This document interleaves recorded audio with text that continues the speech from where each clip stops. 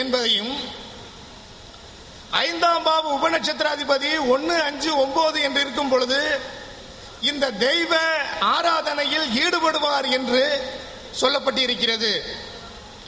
எந்த ஒரு பாவமும் அந்த பாவத்தின் 12ஆம் பாவம் அந்த பாவத்தை மறுக்கும். அந்த பாவத்துக்கு 8ஆம் பாவம் கொடுத்து கெடுக்கும். 4ஆம் பாவம் கொடுத்து கெடுக்க துணை போகும் என்ற விதியின்படியாக 5ஆம் பாவத்தின் 12ஆம் பாவம் 8ஆம் பாவமாக 4, 12 மற்றும் தெய்வத்தை வணங்கக்கூடிய அந்த தியானத்தின் 9ஆம் பாவத்துக்குடைய 8, 12ஆக 8 பாவமான 12ஆம் பாவமும் 9க்கு 8ஆன 4ஆம் பாவமும் ஆக லக்னத்துக்கு 4, 8, 12 என்று 5ஆம் பாவ உபநட்சத்திராதிபதி குறிகாட்டிவிட்டால் அவன் நாத்திகனாக இருக்கிறான் என்று சொல்லப்பட்டிருக்கிறது. பொதுவாக இந்த பொருள்பற்றான 2, 6, 10 பாகங்கள் 5ஆம் பாவ உபநட்சத்திராதிபதி குறிகாட்டினால் இறைவன் உண்டு என்று ஏற்றுக்கொண்டாலும் அந்த இறைவன் பால் வாஞ்சையாக இருக்க மாட்டார். அதே சமயத்தில் நாத்திகராகவும் இருக்க மாட்டார். ஏனென்றால் இந்த மந்திர உச்சாரணமான 5ஆம் பாவத்திற்கும் 9ஆம் பாவத்திற்கும் இந்த 2, 6, 10 என்பது 8, 12ஆக வரவில்லை என்பதை நாம் நினைவில் வைத்துக் கொள்ள வேண்டும். பொதுவாக இந்த 4, 8, 12 நாத்திகத்தை தான் உருவாக்கும் என்று சொல்லப்பட்டிருக்கிறது. இப்படி பாவ தொடர்புகள் சார ஜோதிடம் மூலமாக அறிந்து கொண்டாலும் இந்த நவ கிரகங்களாக ஆன்மீக சக்தியை சூரியனும், அதிவேகமாக சிந்தனையை சந்திரனும், முரட்டுத்தனமான எண்ணத்தை செவ்வாயும், வேத மந்திரத்தை அறிந்து புரிந்து கொள்ளும் சக்தியை புதனும், சாத்வீகமான எண்ணங்களையும் சாத்வீகமான தெய்வ சம்பந்தத்தையும் குருவும், அதிவேகமாக வசீகரமான மந்திர உச்சாரணத்தை சொல்லும் சுக்கிரனும், சந்நியாசத்தை தரும் சனியும், சிற்றின்ப போகத்தை தந்து நாத்திகத்தை வளர்க்கக்கூடிய ராகுவும், ஞானத்தையே தரக்கூடிய கேதுவும், இந்த காரகங்களும் 5ஆம் பாவ உபநட்சத்திர அதிபதி எந்த கிரகம் என்பதை அறிந்து கொண்டு அந்த கிரக காரகத்தையும் நாம் எடுத்துக்கொண்டு பாவத்தையும் எடுத்துக்கொண்டு பாவக்காரகத்தையும் கிரக காரகத்தையும் இணைத்து எல்லாம் வல்ல இறைவனை வணங்கி நற்கதி அடைவோம் என்று கூறி மிக பணிவுடன் முடிக்கின்றேன். நமஸ்காரங்கள். இந்த மலரை அமைக்க மிக மிக பேருதவியாக இருந்த திரு நாயுடு அவர்களை மேடைக்கு அழைக்கின்றோம். சந்திரனும் என்ற தலைப்பில் பேசுவார். மிக மிக ஆழமாக நுணுக்கமாக இந்த ஜோதிடக்கலை பற்றி அறிந்துள்ள ஞான சூரியர்களே, அவர்களிடம் கற்று தெளிந்து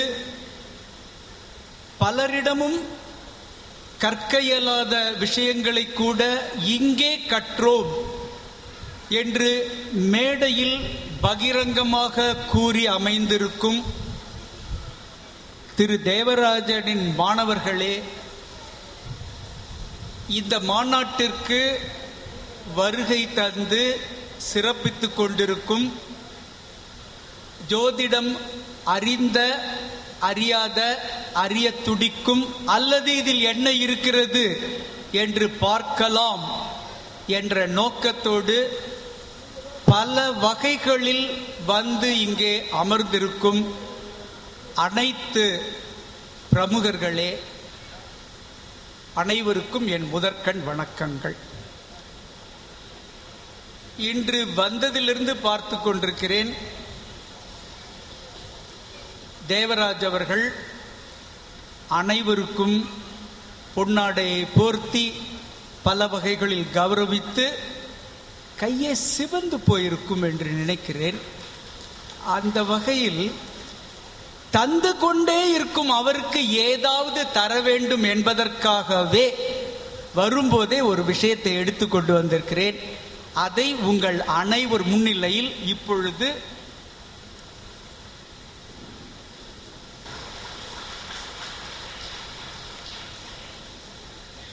தேவராஜுக்கு விநாயகர் மீது ஒரு அளவு கடந்த பக்தி.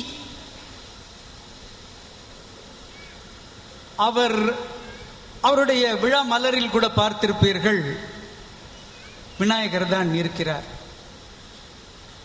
அவர் ஒவ்வொரு முறையும் உச்சிஷ்ட கணபதியை வணங்கிவிட்டு தான், உச்சிஷ்ட கணபதி துணையுடன் தான் எல்லா வேலையும் செய்து கொண்டிருக்கிறார். அதனால் அவருக்கு என்ன தருவது என்பதை பற்றி நான் சிந்திக்க கூட இல்லை. சரியாக ஒரு விநாயகரே கிடைத்தார், அவருக்கு தந்தாய்விட்டது. ஒரு கடமை முடிந்தது.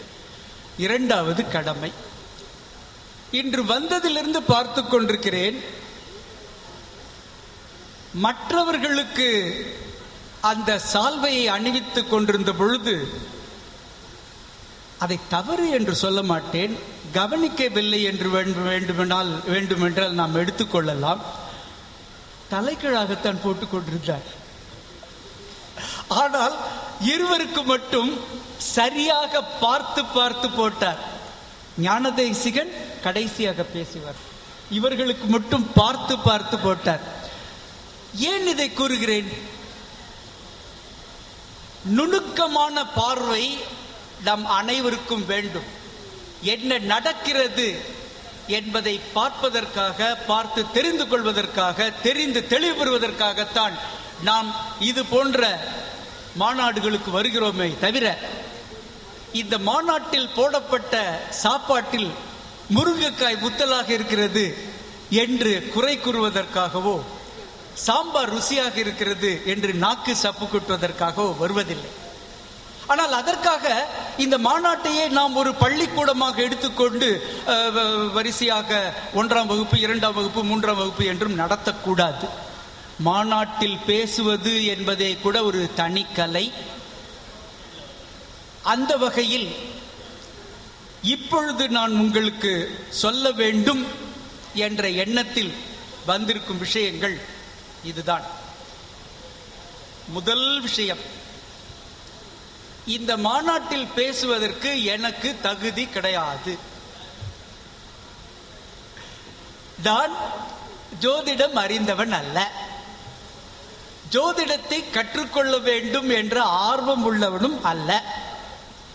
பிறகு ஏன் இங்கே வந்திருக்கிறேன்?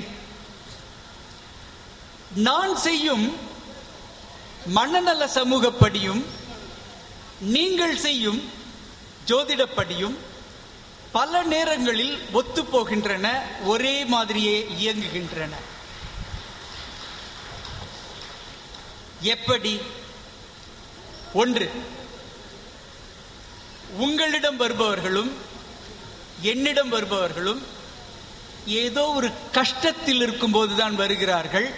அந்த கஷ்டத்திற்கு கட்டம்தான் நிவாரணம் என்று நீங்கள் கூறி அந்த 12 கட்டங்களுக்குள் இருக்கும் விஷயங்களை வைத்துக்கொண்டு சில சில சில மாற்றங்கள் ஏற்படும் என்பதை பற்றி கூறுகிறீர்கள்.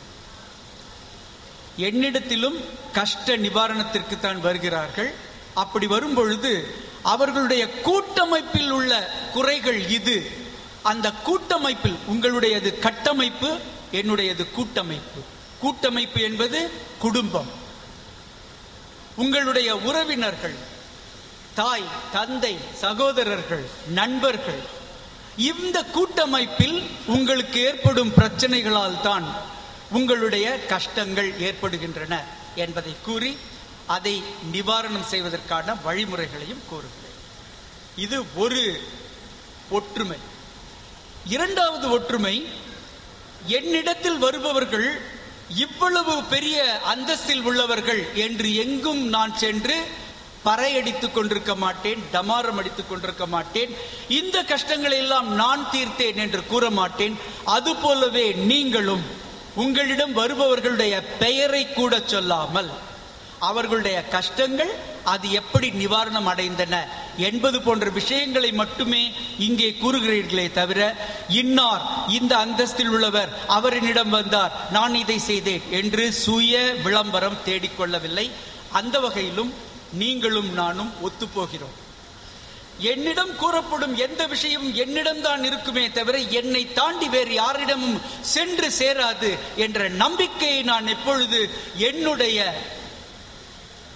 பிணியாளர்களுக்கு ஏற்படுத்துகிறேனோ அப்போதுதான் எனக்கு பலம்.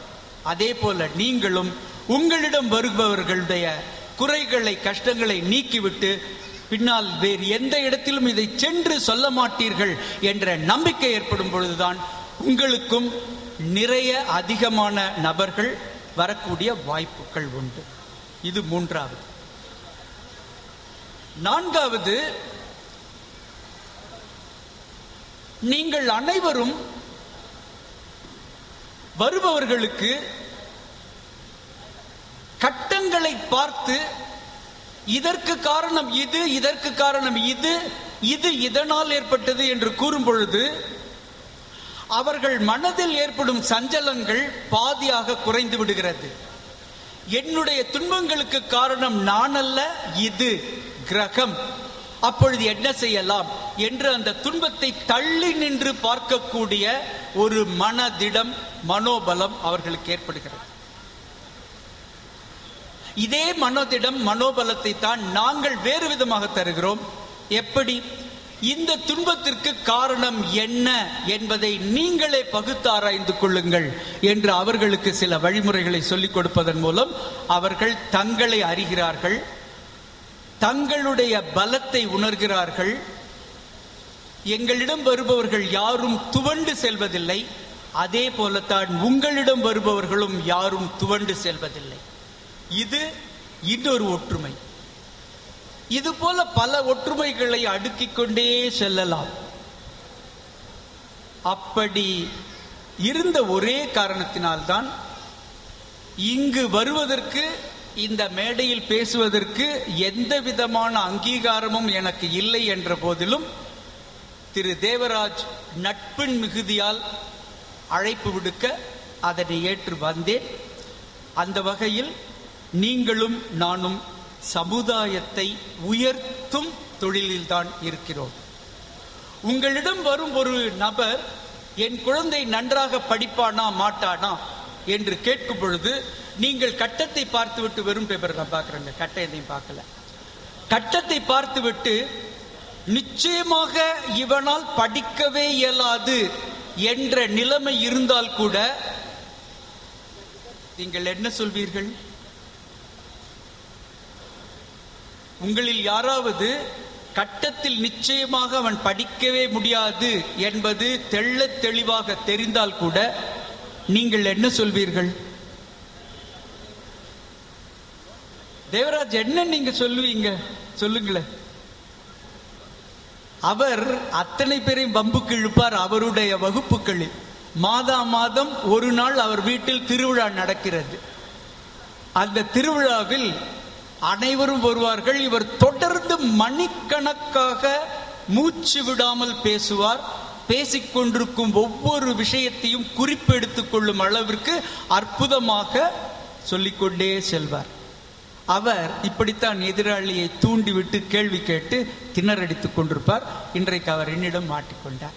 சொல்லுங்க, நீங்க என்ன பண்ணுவீங்க அந்த மாதிரி நேரங்கள்ல?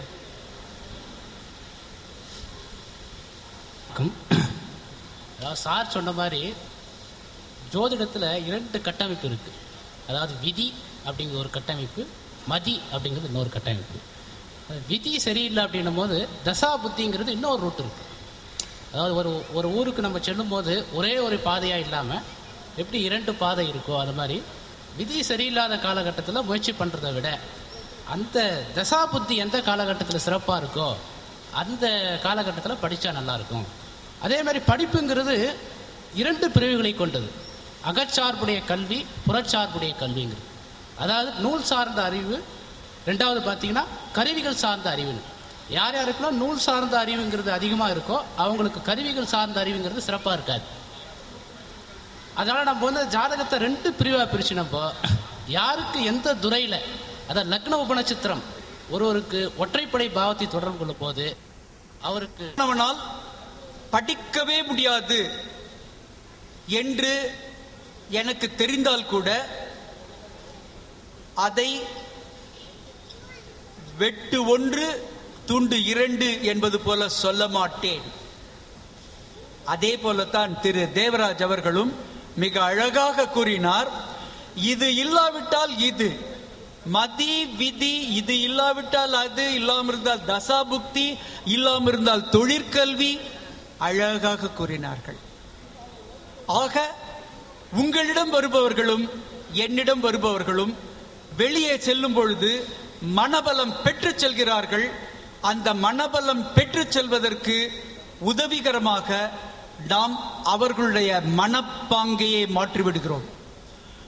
தோல்வி மனப்பான்மையுடன் வரும் ஒரு நபர் கூட என்னிடம் பேசிவிட்டு செல்லும் பொழுது, உங்களிடம் உரையாடிவிட்டு செல்லும் பொழுது, நானும் வெற்றி பெறுவேன், நான் வெற்றி பெறுவதற்கு கூட எனக்கு வாய்ப்புகள் உள்ளன என்பதை அறிந்து செல்கிறார்கள். இந்த வகையில் நாம் இருவரும் பல்வேறு விதங்களில் ஒன்றுபட்டு வருவதால் தான் இதற்கும் எனக்கும் என்ன சம்பந்தம் என்று நானே என்னை பலமுறை கேட்டுக்கொண்ட பிறகு கூட பல சம்பந்தங்கள் இருக்கின்றன என்பதை அறிந்த பிறகே வந்தேன். கடைசியாக என்னிடம் வருபவர்களில் ஒரு சிலரை நீங்கள் இவரை சென்று கேளுங்கள், அவர் என்ன கூறுகிறார் என்பதை தெரிந்து கொள்ளுங்கள் என்று சில சார ஜோதிடர்களிடம் அனுப்பி கொண்டிருக்கிறேன். அதுபோலவே உங்களிடம் வருபவர்களிலும் ஒரு சிலரை நீங்கள் எங்களுக்கும் அனுப்பி கொண்டிருக்கிறீர்கள் என்பதையும் கூறி, இந்த வகையில் நம்முடைய உறவு வலுக்க வேண்டும், மேன்மேலும் பெருக வேண்டும். இதனால் நீங்கள், நான், சமுதாயம் அனைவரும் முன்னேற வேண்டும் என்ற வகையில் நன்றி பாராட்டி அமைகிறேன். மணி 4 ஆயிடுச்சான்னு மட்டும் பாருங்க. ஜெயச்சந்திர 4ல் இருக்கக்கூடாதுன்னு ஒருத்தர் சொல்லியிருக்கார். அதான் நான் இப்பவே கிளம்பி போயிடுறேன். நன்றி, வணக்கம். திரு நாயுடு ஐயா அவர்களுக்கு நன்றி. இப்பொழுது பட்டமளிப்பு விழா, அதாவது மலர்ல பக்கம் 166 இருக்கிற வரிசைப்படி தயவு செய்து வரவும்.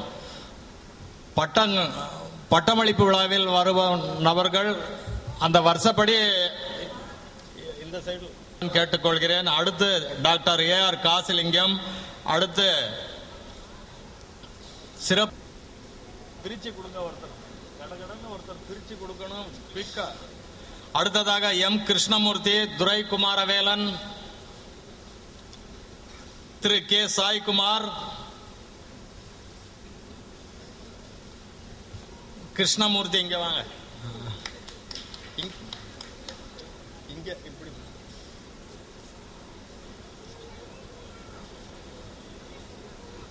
பின்னால்